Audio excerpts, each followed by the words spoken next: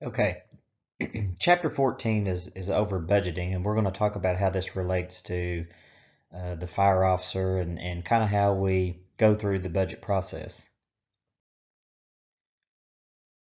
We're going to describe the budget cycle itself. We'll talk about sources of revenue for both career and volunteer fire service. We'll discuss the impact of lower revenue on resources and describe the purchasing process. So basically, a budget is an itemized summary of the estimated revenues and expenditures. Revenues being the income from all sources that we have, and the expenditures is the money spent for goods and or services. Every fire department has a budget. The budget cycle and that process is the identification of the needs and our resources. Then the preparation of the budget request, local government and public review of that request, and then adopting the approved budget, administration of the approved budget with a periodic review and revision may be necessary. Closing out of the budget year is the last thing on our list. Budget preparation is both technical process and political.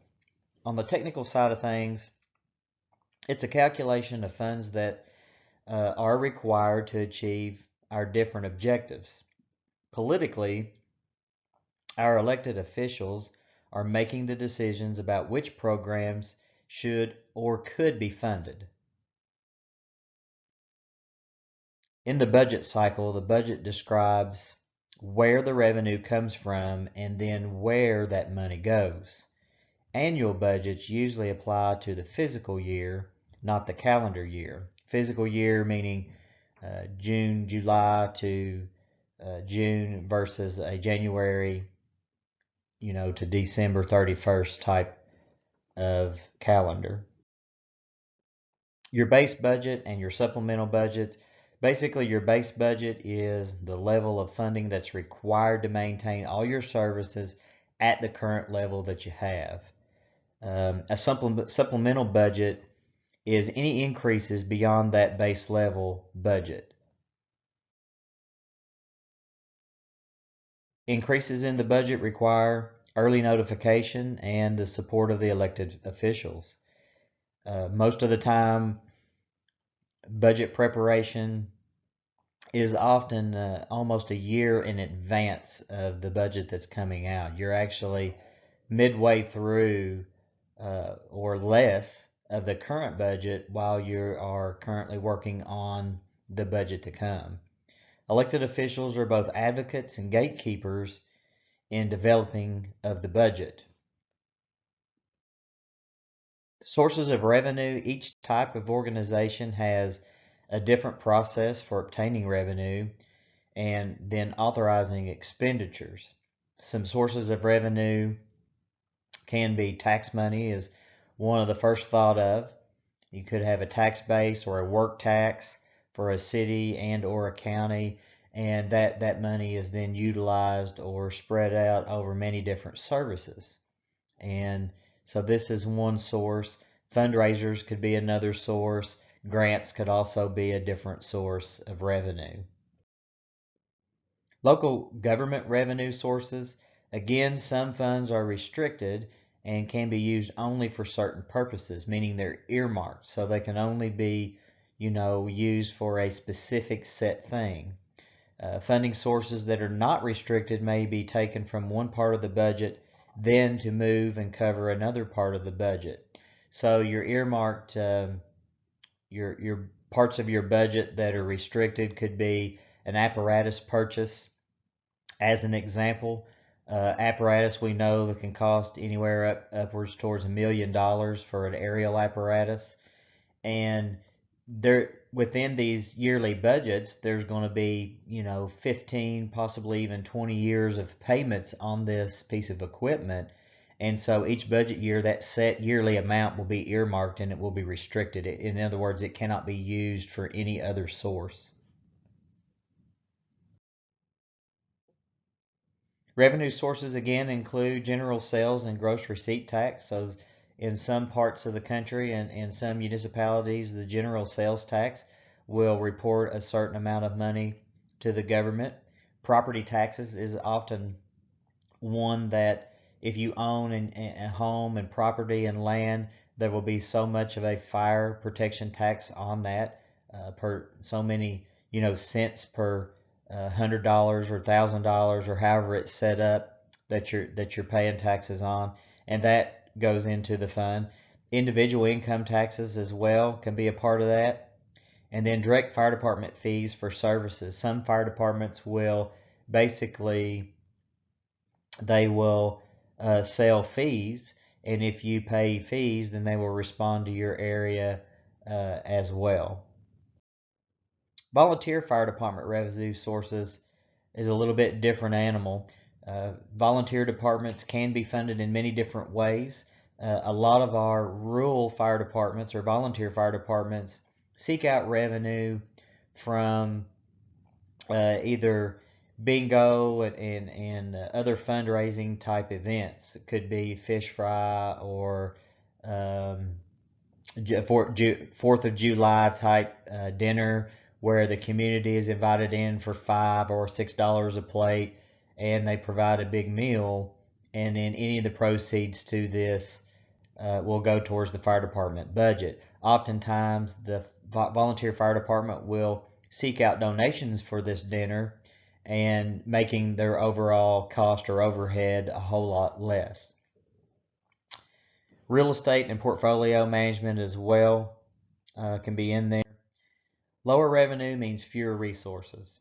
And so anytime that we're taking in, or we have to lower what we're taking in, then that means a cut in services. That could mean a cut in personnel, or not being able to make some of the standard purchases that we've made throughout the year. The lower revenue for a volunteer fire department can be very critical because it can simply mean that they won't be able to pay the power bill for the year or the month, and it can also mean that they won't be able to pay for fuel. And so that would definitely stop responses in their area. Planned expenditures have to be balanced against anticipated revenue a year or more in advance. Like I said before, oftentimes you're working a year in advance with your preliminary budget, and then somewhere halfway in between that, where you're halfway through the current year, you'll start to be putting these things in motion.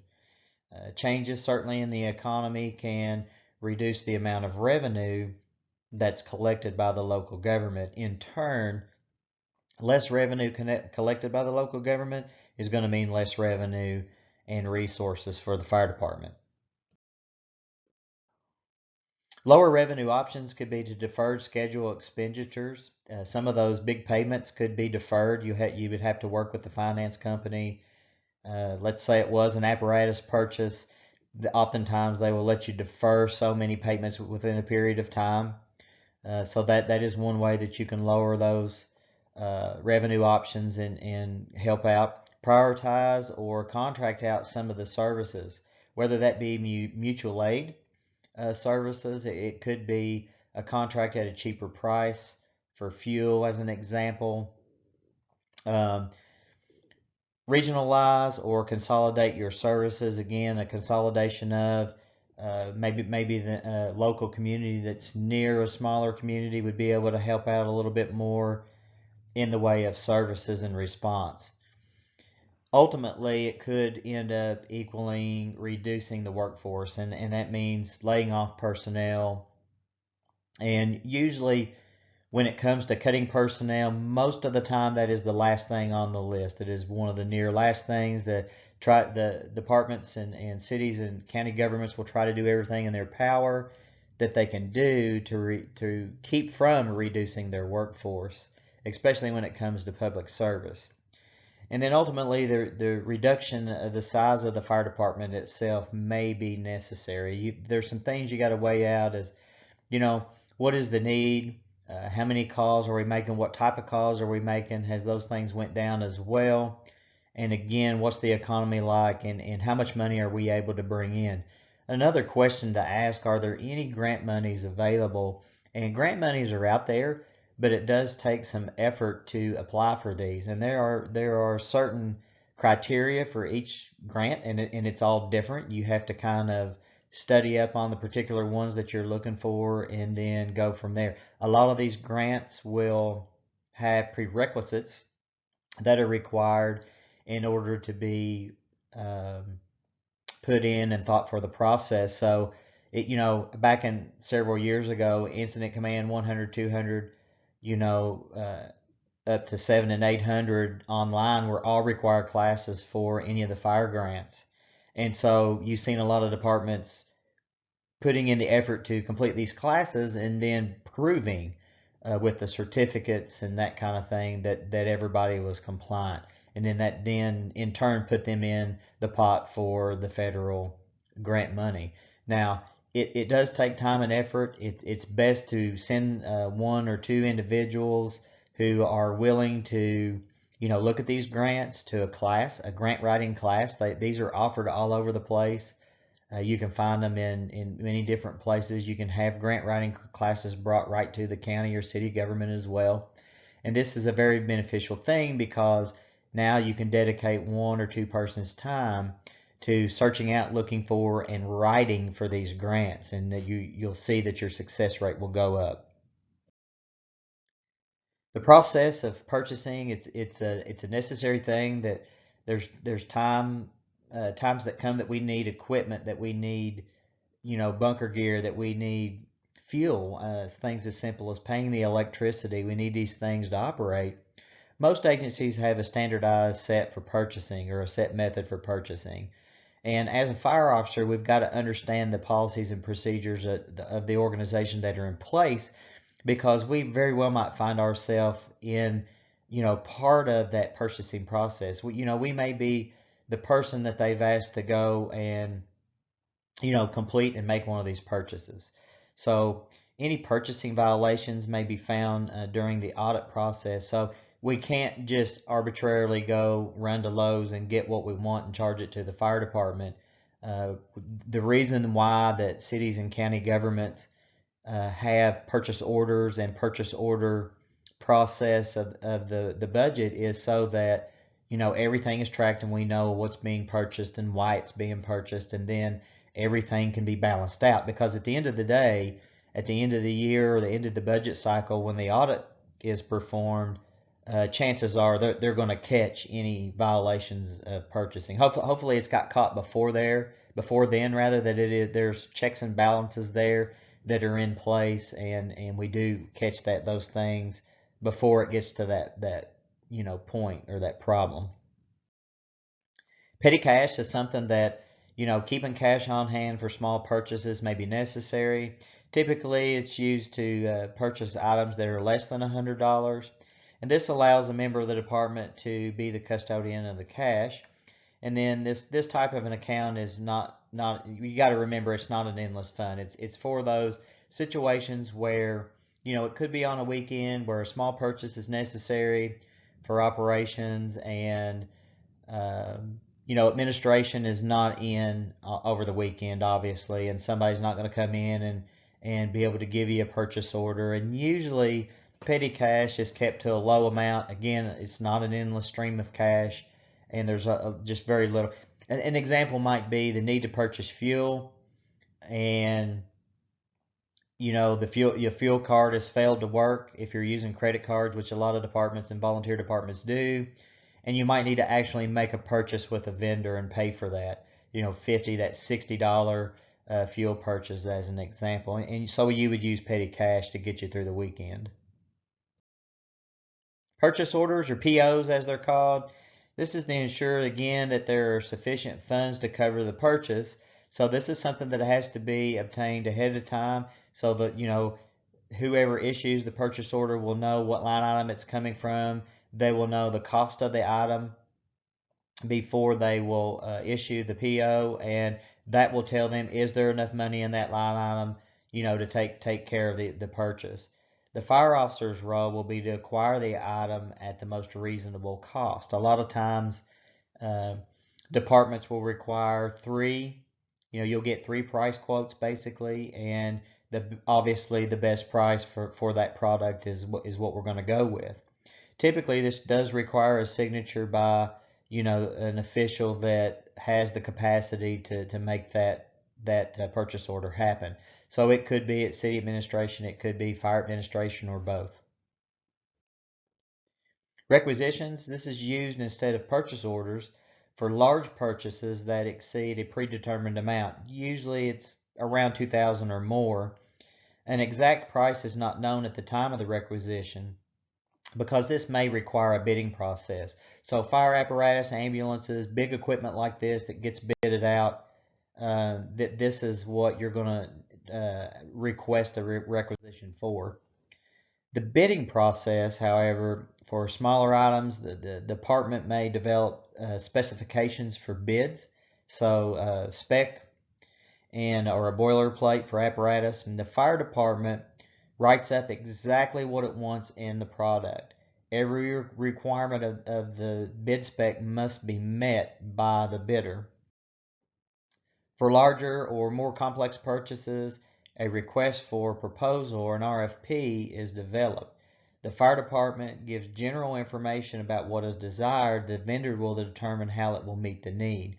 So in terms of apparatus, the RFPs come into play because, okay, let's say we spec several things on an apparatus and a particular vendor either doesn't do a certain thing that we've spec'd, or they will subcontract that out. And so in order for them to get us a better price on how that's going to happen, it gives them time to look into, yes, we can do this, and how much is it going to cost us to do it, and how do we pass that on down to the purchaser.